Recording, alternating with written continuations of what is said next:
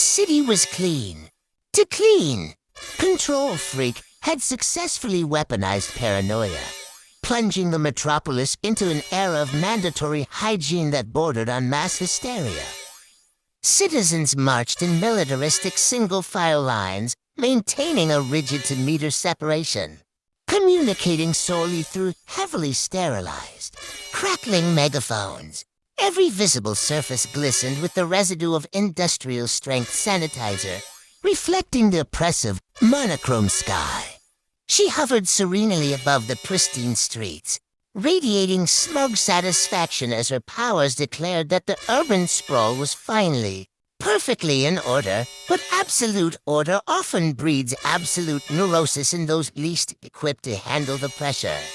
Deep within a high-rise apartment, the heroic coward, a man whose bravery extended only as far as the nearest escape route, had perfected his self-imposed quarantine.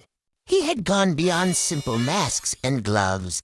He was entirely encased in an elaborate, suffocating suit of clear cling film.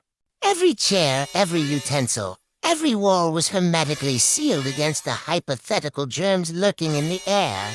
Now, however, gasping for recycled air, and more critically, having exhausted his supply of limited-edition spicy beef instant noodles, Dread had finally been overruled by culinary necessity. A desperate mission was required, fueled not by courage, but purely by the urgent need for savory starch. The cling-filmed hero waddled clumsily out onto the obsessively clean pavement. The city's eerie silence was broken only by the loud, crinkling soundtrack of his terror suit, an acoustic beacon of distress. He spotted Control Freak monitoring her perfectly regulated populace from a floating perch near the main plaza, her gaze sharp and accusatory. His objective, the 24-hour convenience store, a glorious beacon of unsanitary delight just 3 blocks away. He hunched down, attempting the stealthiest waddle known to man, hoping the villain would mistake his plastic-wrapped silhouette for a misplaced commercial dumpster awaiting its scheduled hyper-cleanse cycle.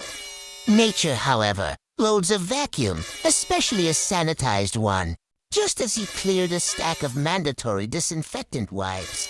A stray pigeon, a rogue element of pure, beautiful chaos, executed a perfect dive bomb maneuver. Startled, the heroic coward flailed, his plastic suit binding his limbs, and he tripped. He didn't just fall. He tumbled headlong into a colossal, improperly labeled dumpster slated only for deep decontamination. The impact was catastrophic.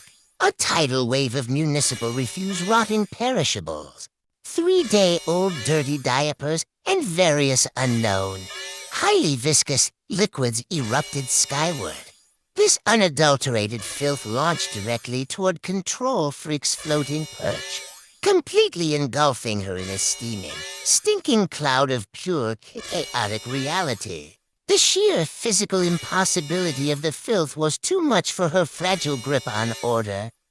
Her power bubble popped, the psychic shield vaporized, and she fainted instantly, collapsing into the glorious heap of trash below, thereby returning the city to its messy, chaotic normality.